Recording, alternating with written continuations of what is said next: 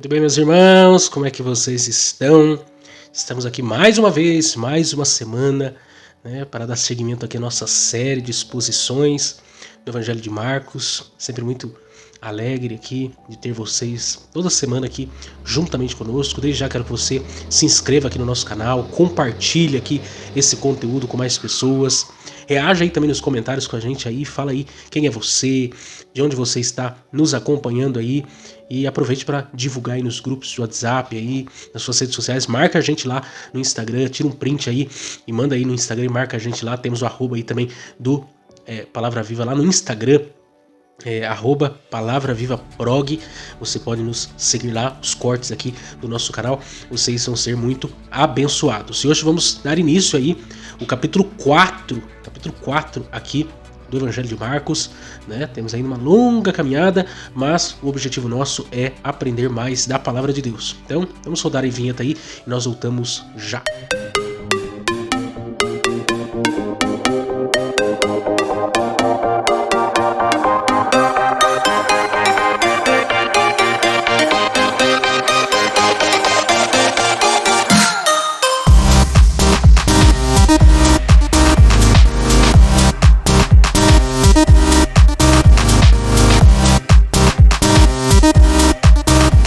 Bem, estamos de volta. Estamos aí no capítulo 4, iniciando hoje o capítulo 4. Você que ainda não acompanhou nenhuma de nossas mensagens aqui, você pode acessar aí o nosso canal. Existe aí uma playlist aí com todas as mensagens que já ministramos e você pode acompanhar desde o início. A última mensagem que ministramos, falamos sobre a blasfêmia contra o Espírito Santo. Tema muito importante, controverso para alguns, mas lá nós esclarecemos à luz da palavra de Deus a respeito desse assunto. Você pode lá também acessar e acompanhar. Hoje vamos falar sobre a parábola do semeador, que está aí no capítulo 4, versos 1 a 20. Parábola do semeador, capítulos 4, verso 1 a 20. Então eu vou fazer essa leitura, uma leitura um pouco comprida, mas para nós termos uma noção do contexto.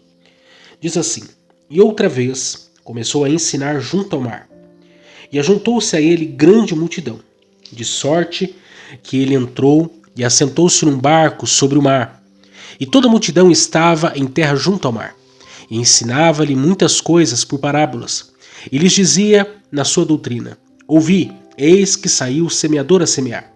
E aconteceu que, semeando ele, uma parte semeou, semente caiu junto ao caminho, e vieram as ervas do céu e a comeram.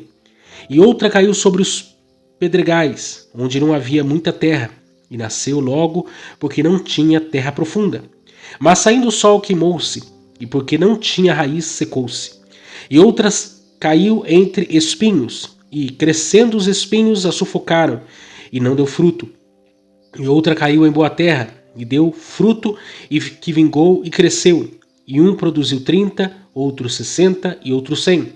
E disse-lhes: Quem tem ouvidos para ouvir, que ouça. E quando se achou só, os que estavam junto dele, com os 12, interrogaram acerca da parábola. E ele disse-lhe: A vós vos é dado saber os mistérios do reino de Deus. Mas os que estão de fora, todas essas coisas se dizem por parábolas, para que vendo, vejam e não percebam, e ouvindo, ouçam e não entendam, para que se não convertam e lhes sejam perdoados os pecados. E disse-lhes: Não percebais esta parábola, como, pois, entendereis todas as parábolas? O que semeia, semeia a palavra, e os que estão junto ao caminho são aqueles em quem a palavra é semeada. Mas, tendo eles ouvido, vem logo Satanás e tira a palavra que foi semeada no coração deles. E na mesma sorte os que recebem a semente sobre pedregais, que ouvindo a palavra logo com prazer a recebem, mas não têm raiz em si mesmos, antes são temporãos, depois sobrevindo tribulação ou perseguição por causa da palavra logo se escandalizam. E os outros são os que recebem a semente entre os espinhos, os quais ouvem a palavra, mas os cuidados deste mundo e os enganos das riquezas, as ambições e outras coisas, entrando, sufocam a palavra e fica infrutífera. E os que recebem a semente em boa terra são os que ouvem a palavra e a recebem, e dão fruto, um a 30, outro a 60 e outro 100 por 1. Esse é o texto da palavra de Deus. Os primeiros capítulos aqui de Marcos foram concentrados nos acontecimentos do início do ministério de Jesus. E agora, o autor aqui, João Marcos, nos apresentou a respeito dos ensinamentos de Jesus. Embora, Marcos não seja um evangelho que se preocupa muito com as parábolas e os sermões de Jesus, ainda assim o autor nos mostra aqui o Jesus como mestre. Então o texto diz aí para nós, no capítulo 4, verso 1, a primeira frase aí diz: E outra vez. João Marcos aqui já havia usado essa frase. E essa frase, ela denota o quanto o ministério de Jesus estava aí amadurecendo, se consolidando e prosperando. E a pergunta é, outra vez o quê? O próprio texto aí responde: começou a ensinar junto ao mar. Jesus, ele teve aí um ministério público marcado pelo ensino. Jesus ensinava na sinagoga, na casa, no monte, na praia, em qualquer lugar.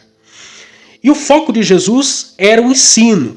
E a geografia nunca lhe foi aí um empecilho, mas uma oportunidade.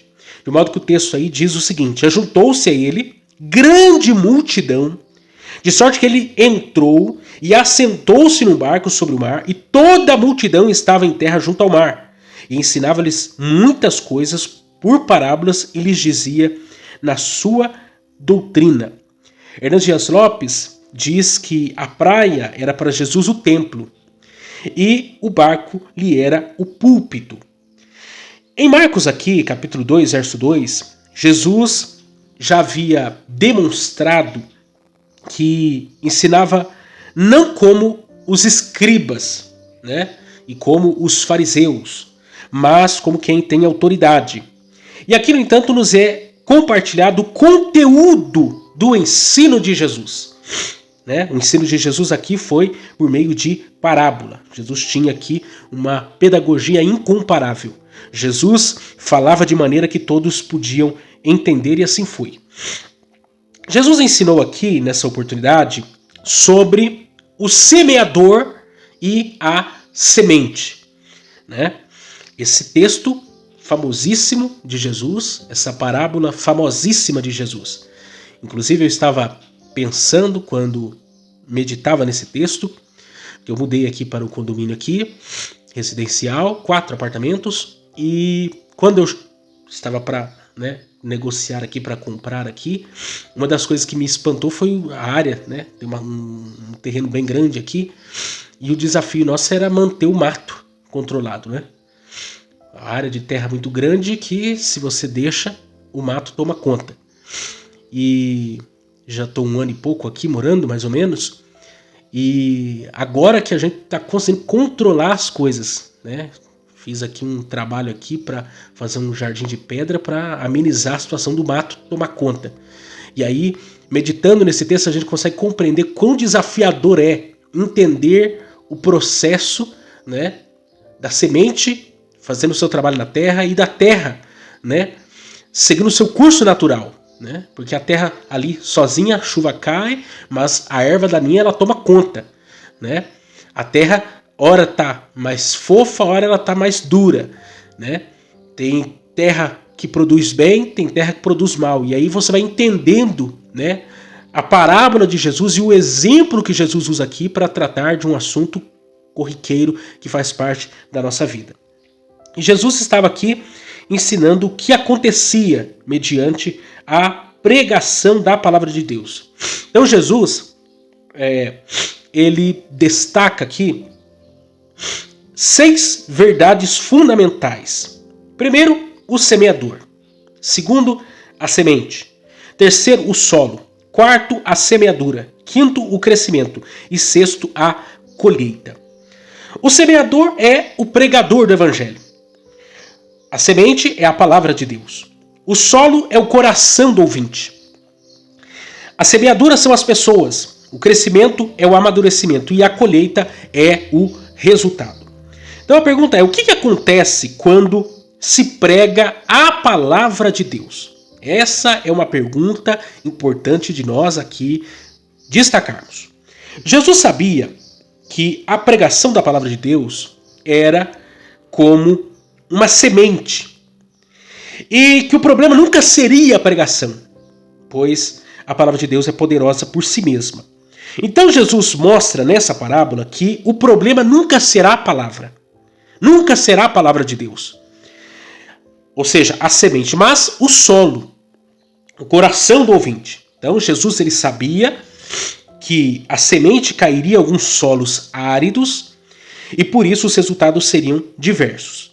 Quer dizer, a palavra que é a palavra de Deus, a semente que é a palavra de Deus, ela pode cair em pelo menos 4 tipos aqui de solos. E é o que nós vamos agora aprofundar. O primeiro solo em que cai a semente da palavra de Deus é o solo endurecido. Olha aí comigo o texto, capítulo 4, verso 4, que diz: E aconteceu que, semeando ele, uma parte da semente caiu junto ao caminho, e vieram as aves do céu e a comeram. Então, o primeiro solo que Jesus está aqui para nós descrevendo é um solo petrificado. Um solo duro, um solo antes deveras pisado. A terra precisava aqui ser arada, trabalhada. Né? Tudo isso antes de ser semeada. Todo mundo que já andou aí no mato, né, sabe que em lugares que são frequentemente acessados, né, eles deixam um rastro. Inclusive a gente chama aqui de trio. Deixa um trio, né? Deixa um caminho. E se outrora havia ali uma vegetação, ela vai morrer, impossibilitando que qualquer um tente lançar sementes para o plantio e que obviamente tenha sucesso. Então, que solo era esse? O texto aqui no verso 15, capítulo 4, verso 15, nos explica, nos diz que solo é esse petrificado aqui. E os que estão junto ao caminho são aqueles que em quem a palavra é semeada. Mas tendo eles ouvido, vem logo Satanás e tira a palavra que foi semeada no coração. Então o solo endurecido aqui nada mais é do que o solo em que Satanás vê a possibilidade para roubar a palavra de Deus semeada. Essa é a grande verdade aqui. O solo endurecido não permite que a semente penetre na terra. E por isso que tudo que fica exposto fica sujeito aos ataques e aos furtos. É uma semente que não penetrou a terra, que não entrou dentro da terra, ela ficou na superfície. Ela caiu no solo, mas ela não penetrou o coração. Então ela fica sujeito ao quê? Ao ataque do inimigo, às aves do céu. Ela fica sujeita a que seja roubada, né, pelo inimigo. Então o solo endurecido é endurecido pelo orgulho, pela soberba, pela prepotência, pela autossuficiência, pelo amor a si mesmo, né? Que torna muito mais fácil de Satanás roubar qualquer semente que caia nele. O diabo é o ser mais orgulhoso de todos os seres criados por Deus. O seu orgulho lhe expulsou do céu, o impossibilitando de tornar para lá. E não contente, ele quer impedir que as demais criaturas de Deus possam ir para a glória. Quer dizer, um coração endurecido é um coração soberbo. E a Bíblia diz que a soberba precede a queda, que Deus resiste aos soberbos. Então são pessoas que recebem a palavra de Deus, mas por causa do orgulho, por causa da vaidade, por causa da prepotência, por tantas outras coisas, impede que aquela palavra seja semeada no coração, que ela crie raiz no coração. E Satanás, que é sujo, Satanás que quer levar as pessoas à queda, Satanás que quer induzir as pessoas ao erro, ele rouba aquela palavra do coração. Como que dizendo, olha, isso não tem efeito não. Olha, não acredita nisso não. Foi o que Satanás fez lá no Éden com Eva. Distorcendo a palavra de Deus, prometendo aquilo que a palavra de Deus não havia dito, né? usando a palavra de Deus para os seus próprios interesses, porque a palavra de Deus na boca do diabo é a palavra do diabo, porque o diabo ele não tem compromisso com a verdade, ele distorce a palavra de Deus a seu bel prazer. Esse é o grande desafio, inclusive. O segundo solo é o solo superficial. É o solo superficial. Olha aí o que diz o texto, capítulo 4, versos 5 e 6. E outra caiu sobre pedregais, onde não havia muita terra, e nasceu logo, porque não tinha terra profunda. Mas saindo o sol, queimou-se, e porque não tinha raiz, secou-se. Então veja bem, o segundo solo é um solo sem profundidade. Solo sem profundidade. Para uma semente frutificar, o solo não pode estar endurecido e nem obstruído por rochas. A terra precisa estar fofa e livre de pedras ou rochas em sua profundidade. Do contrário, impedirá a semente criar raízes. Quer dizer, esse solo é um solo que aparentemente, superficialmente, ela tem terra. Mas mais para baixo você tem rochas, você tem pedras. Ou seja, até a semente cai naquela fina camada de terra e ela não tem para onde aprofundar. A raiz não tem para onde aprofundar. É por isso que ela morre com pouco tempo. Aí, o próprio texto, Marcos capítulo 4, versos 16 e 17, Jesus esclarece que solo é esse. E da mesma sorte, os que recebem a semente sobre pedregais, que ouvindo a palavra logo com prazer a recebem, mas não têm raiz em si mesmos, antes são temporãos, depois sobrevindo a tribulação, a perseguição por causa da palavra, logo se escandalizam. Ou seja, esses são os típicos falsos convertidos. Eles rapidamente aceitam a mensagem do evangelho, o seu convite, mas fazem isso na emoção, no calor do momento. Não sabem o que estão fazendo, nem qual o custo disso para as suas vidas. Ou seja, a superficialidade da fé é uma marca dessa geração. Muitos se dizem cristãos, se dizem evangélicos, gostam aí da ideia dos louvores gospel, né, de mensagens bíblicas nas redes sociais e até frequentam igrejas. E alguém poderia perguntar, há algum problema nisso? Não, não há. Mas isso é uma prova de conversão genuína? Também não. Então esses que dizem e fazem tudo isso são os mesmos que no primeiro obstáculo da caminhada da fé abandonam a Cristo e escarnecem a sua noiva. Eles na maioria das vezes possuem uma relação com Jesus de troca, de barganha. E se Jesus não os fizer o que eles querem, o abandonam. Então, o verdadeiro convertido, ele cria raiz. Ele cresce primeiro para baixo, depois para cima. Ele amadurece diante as tribulações e as perseguições por amor de Cristo. Ele não desiste de Cristo porque o desemprego veio, porque o marido ou a esposa saiu de casa, porque os filhos estão rebeldes, porque a doença chegou, porque o luto bateu a porta, porque o irmão X ou Y não cumprimentou ele na rua. Não. O convertido, o verdadeiro convertido, ele carrega em seu corpo as marcas de Cristo. Ele dá graças em tudo e permanece fiel até a morte. Porque ele não está numa fina camada de superficialidade de fé. E esse é um grande desafio dessa geração. Se nós, e esses dias até mesmo, conversando com a minha esposa, eu nasci e fui criado no berço cristão. Minha esposa se converteu na adolescência. E nós estamos vivendo num momento, num tempo, que as pessoas vivem, elas estão tão acomodadas com a sua realidade de vida espiritual, elas, por não ter experiências, né, de fé, de caminhada de fé tão longeva, profunda, elas se empolgam em poucas coisas.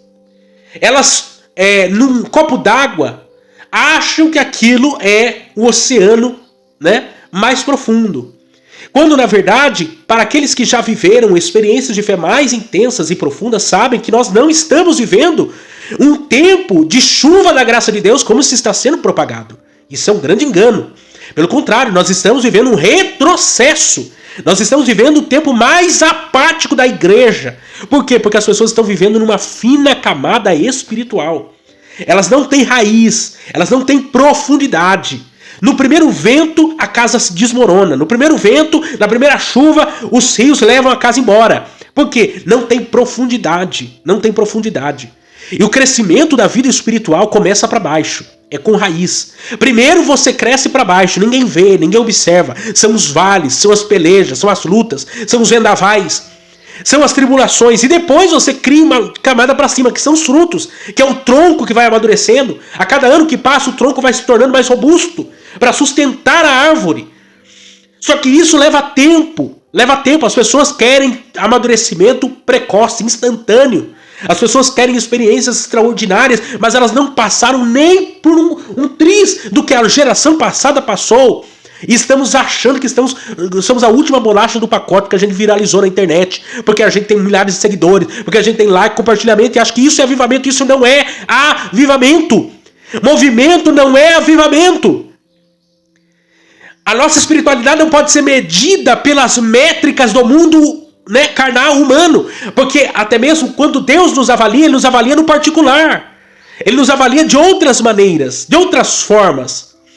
Eu ouvi esses dias um pastor comentando algo que me chamou a atenção, em que ele disse que é bem verdade que nós, a igreja atual, muitas vezes está preocupada em ter um bom, né, programa, né, uma boa metodologia de discipulado, de capacitação de líderes, de obreiros, de pastores, né, e etc. Ter uma organização. Isso é muito bom, porque nós vivemos anos negligenciando esses fatos. Porém, o discipulado verdadeiro, ele acontece de uma maneira que não é muito pedagógica. Ele acontece de uma maneira que não se encaixa nos nossos moldes. Ele não se encaixa na nossa forma, na nossa métrica. Porque a maneira de Deus nos discipular é nos colocando, como nós já estudamos aqui, lá no meio de uma tempestade. É Ele levando a gente para dentro da realidade da vida cotidiana, em que aparecem pessoas ali enfermas, endemoniadas, pessoas cativas pelos demônios, pelo trabalho do dia a dia, pela necessidade do dia a dia, pelas privações, pelos vales, pelas tempestades, pelas perdas, pelos lutos. O próprio Jesus enfrentou lutos. Quer dizer, essas coisas é que são o verdadeiro discipulado, em que nós passamos a conhecer mais a Jesus nesse processo, nesse dia a dia da fé. É orar no dia que você não tem forças. É você derramar lágrimas quando você não tem mais nem palavras para falar, como Ana, que chegou no templo, né? Ainda o profeta, né, Eli, ali, o sacerdote Eli já não tinha mais visão espiritual, achando que aquela mulher estava embriagada e ela estava atribulada de espírito, porque já não havia palavras mais na sua boca. Quer dizer, é nesses vales, nesses desertos que Deus vai treinando, vai forjando o nosso caráter, vai sendo moldado, as nossas raízes vão sendo aprofundadas. E as pessoas estão vivendo numa fina camada espiritual, sem raiz, que vem o vento, vem a chuva, vem o sol, queima, morre e não tem fruto. Não dá fruto. E a gente acha que estamos vivendo avivamento. Não estamos vivendo avivamento. Se alguém disser para você, estamos vivendo um tempo de avivamento, ele é filho do diabo, é mentiroso. Porque se nós estudarmos a história dos avivamentos, todo avivamento é precedido por arrependimento, conversão, mudança de vida, santidade. E nós estamos vivendo o absoluto contrário a isso. Estamos vivendo um tempo de conveniência. Estamos vivendo um tempo de aceitação ao pecado. Estamos vivendo um tempo que as pessoas estão tolerando aquilo que a Bíblia não tolera, que é intolerável diante da palavra de Deus. E como alguém tem audácia, coragem de dizer que estamos vivendo avivamento? Isso é uma mentira. Isso é a palavra do diabo na boca desses homens. Porque o avivamento começa por arrependimento de vida, mudança de caráter, mudança de mente, quebrantamento, oração, jejum, consagração. Não existe avivamento sem isso. O avivamento começa por aí. E nós precisamos levar isso muito, muito a sério. O terceiro solo é o solo ocupado. Diz o texto aí, capítulo 4, verso 7.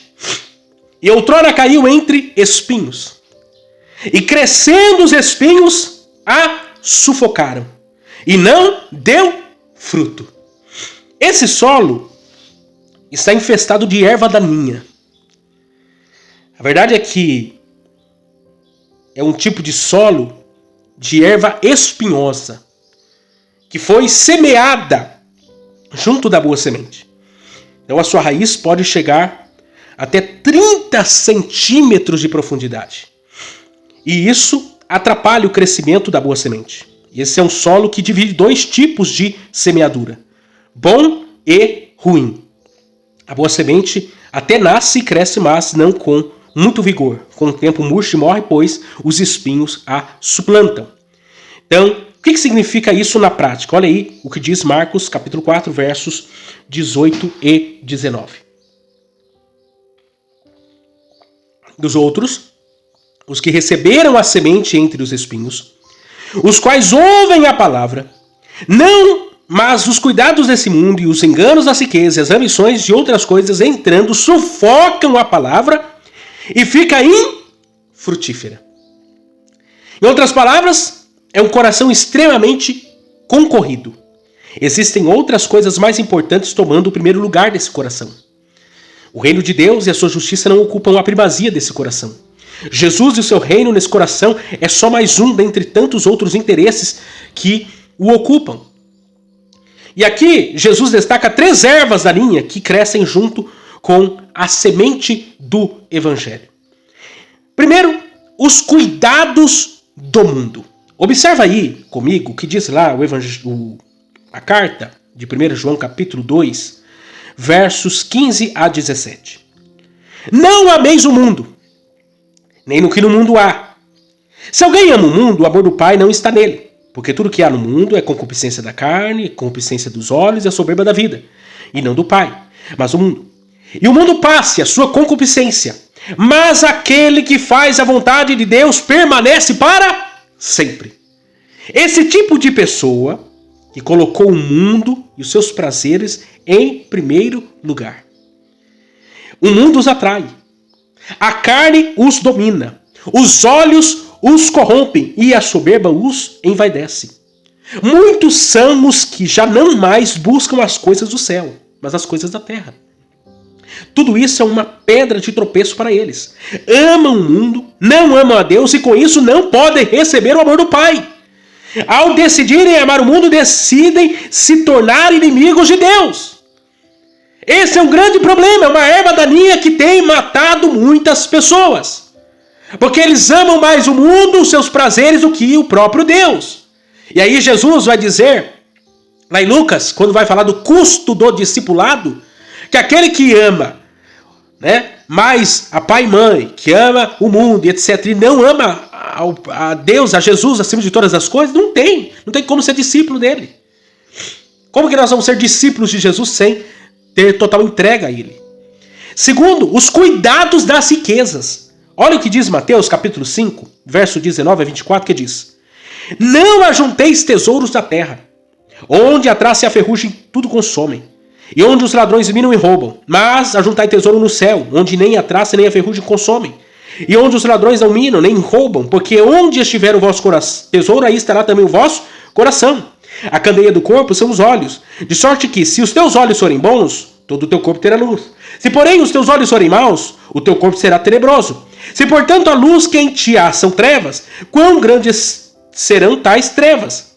Ninguém pode servir a 2 senhores, porque ou há de odiar um e amar o outro, ou se dedicará a um e desprezará o outro. Não podeis servir a Deus e a Mamon.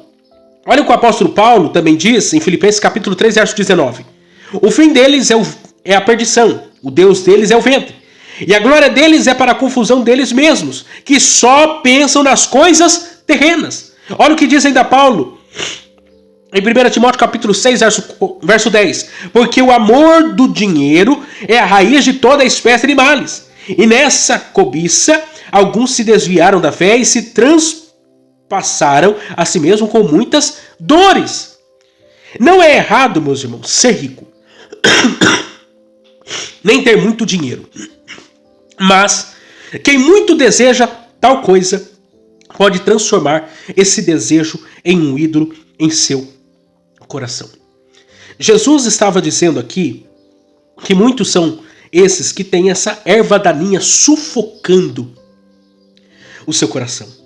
O dinheiro os domina e eles são seus servos. Vivem com a mente, as emoções e tudo mais a serviço dessas coisas.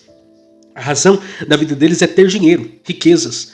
E quando as possuem, querem mais e mais. Nunca estão satisfeitos com o que têm. Esse é o grande dilema da riqueza. É bem verdade que há uma teologia muito equivocada a respeito do dinheiro, e nós bem sabemos, né? Uma teologia chamada teologia da prosperidade, né? Que anda de mãos dadas com a teologia da retribuição, e ela distorce o verdadeiro sentido da prosperidade bíblica e distorce o verdadeiro sentido das bênçãos materiais. Mas nós precisamos entender que, e aqui fazendo um recorte para o assunto do dinheiro, o dinheiro na Bíblia é considerado, é chamado por Jesus de mamon, é um ídolo, é um deus. E aquele que serve a mamon, né, ele não consegue servir a Deus, porque não tem como se servir a dois senhores. Não pode haver dois tronos no nosso coração. Ou um você vai ter que amar e obedecer, ou outro você vai ter que odiar e desobedecer. É dessa forma que funciona. Quer dizer, o amor ao dinheiro é idolatria. Idolatria é pecado. Então, se a pessoa coloca o dinheiro como um fim em si mesmo, um fim último para a sua existência, porque acha que a sua esperança está nisso, ela está dizendo claro e evidentemente com a sua vida, porque existe um ateísmo teórico e existe um ateísmo prático. O ateísmo teórico é aqueles que dizem não creem em Deus. Muitos deles vivem aquele ateísmo teórico. Mas existem que são piores, que se dizem crentes, mas vivem um ateísmo prático. Que na verdade eles dizem crer em Deus, mas eles estão mais confiando nas coisas materiais. E vivendo uma vida como se Deus não existisse. Então esse é o grande dilema, inclusive. Então essa adoração, essa servidão, essa dependência dos bens materiais, meus irmãos, nós temos que entender o seguinte: o nosso Deus, ele é soberano. Se você tem emprego, levante a sua mão para o céu e agradeça a Deus. Se você não tem, levante a mão para o céu e agradeça a Deus. Quem sustenta você é Deus. Ele abre porta, ele fecha a porta. Hoje você tem talvez uma boa aposentadoria, você tem o seu patrimônio, mas nada disso te garante salvação. Tem gente que ganha muito dinheiro, sabe ganhar dinheiro, e glória a Deus por isso, mas não sabe administrar o dinheiro que ganha. Tem gente que retém aquilo que deveria entregar. Meus irmãos, não vai ter dinheiro no céu. O dinheiro você só ganha na terra para gastar na terra. Não existe como você comprar nada com o seu dinheiro da terra no céu. O contrário que a tradição católica lá no período da Reforma quis fazer, comprar até perdão, né, através das indulgências. Mas não, o valor financeiro que você ganha na terra não provoca nada no mundo espiritual. Mas você pode usar o seu dinheiro na terra, sim, para a glória de Deus. Você pode ter uma vida abastada na terra e viver isso para a glória de Deus. Dar uma boa condição para a tua família, servir no reino de Deus, investir em causas. Você pode servir a Deus da melhor maneira possível, usando os recursos que Deus te deu para abençoar outras pessoas. E isso vai glorificar o nome de Deus. Agora, viver uma vida em função de só acumular bens, e viver de ostentação, e não existe nenhum peso nisso para a glória eterna, nada disso adianta. A Bíblia diz sobre a palavra do rico e do Lázaro. O Lázaro foi para o céu, o rico foi para o Hades. A riqueza dele não comprou passaporte para ir para o céu. Então não adianta nós vivemos uma vida na terra muito pouposa, né? Uma vida muito, né, extravagante, e achar que a nossa esperança é isso. A nossa esperança, meus irmãos, é o céu. A nossa eternidade não pode ser comprada por nenhum bem material. Eu acho muito importante destacar isso, porque existe aquilo que é perecível, existe aquilo que é temporal e existe aquilo que é eterno. A nossa alma é uma alma eterna. E nós só vamos nos encontrar com Deus se nós investirmos no mundo espiritual. A verdade é essa. Então, não adianta você gastar horas e horas e horas, dias e meses, querendo acumular coisas na terra apenas, e você negligenciar a tua vida espiritual. Não adianta, porque isso não acrescenta um passo à tua existência. Isso não acrescenta nada à tua eternidade. Mas quando você se dedica às coisas espirituais, quando você se dedica a ter uma vida com Deus, um relacionamento com Deus, isso é mais importante. Se de 24 horas do seu dia você gasta mais tempo pensando nas coisas da terra do que pensando nas coisas do céu, você está perdendo a sua eternidade. Porque aqui na terra vão passar alguns poucos anos, mas a eternidade não tem fim. Então você tem que pensar muito bem onde você vai passar a sua eternidade. Porque aquilo que nós fazemos em terra reverbera para a nossa eternidade. Então ajunte tesouro no céu. Não se apega a nada na terra. Boleto você paga amanhã. E se você morrer, outro vai pagar. Tem gente que fica se preocupando demais com as coisas da terra. Meu irmão, depois que você morrer, o carro que tu comprou, a casa que tu comprou, o passeio que você fez, a roupa que tu comprou, tudo vai ficar aí. Não vai levar nada pro céu. Então não se preocupe com essas coisas. Procure juntar tesouro no céu. Procure juntar tesouro diante de Deus. O teu relógio de marca, o teu carro bom, a tua casa boa, a comida que você come, tudo isso aí vai ficar na terra. No céu não tem nada disso. No céu não tem ostentação. Então preocupe-se com a tua vida espiritual. Né? Terceiro, os cuidados das ambições. Em Romanos capítulo 12, verso 16, Paulo diz: não ambicioneis coisas altas, mas acomodai-vos às humildes, não sejais sábios em vós mesmos. O que é isso? As ansiedades da vida. Tudo aquilo que ocupa a nossa mente vira uma obsessão. E muitas vezes pecaminosa. Jesus disse que as ansiedades eram coisas dos gentios. Ansiedade na Bíblia, na verdade, é pecado. Observe lá, Efésios capítulo 4, a partir do 17. Deus é o Deus de toda a providência. Com o coração do homem é dominado pela ansiedade, quando é dominado pela ambição, pelas preocupações da vida, tudo isso torna a centralidade da obra de Deus para com o homem.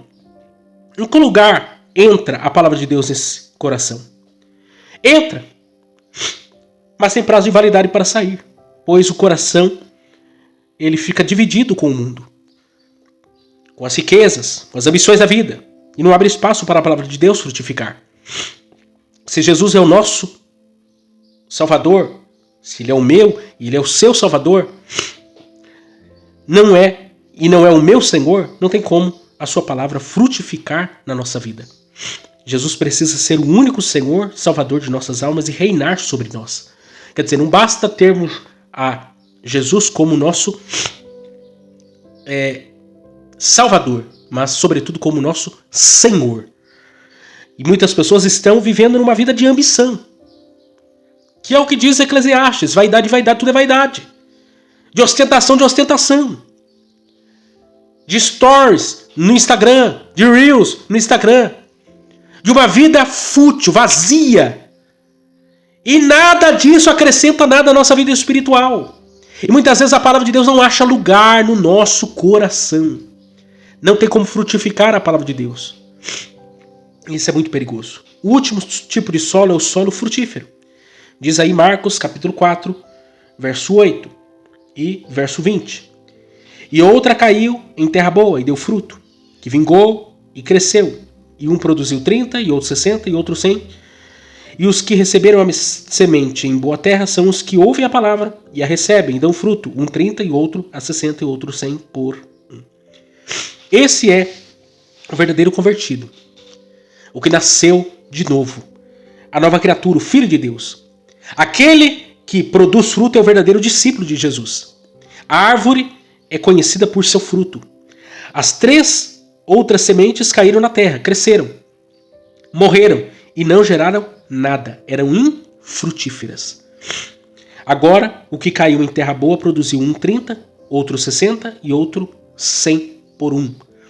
A vida do cristão possui marcas importantes. Uma delas são os frutos. Paulo ainda fala do fruto do Espírito, mas o fruto é amplo. Frutos não são apenas aqueles que se referem a Gálatas capítulo 5, verso 22. Ou a ganhar almas para Cristo, mas a tudo que o cristão fizer que glorifique o nome de Jesus. Então, uns irão pregar, outros cantar, outros escrever livros teológicos, outros darão aulas de escola dominical, outros entregarão sopa para os moradores de rua e muito mais.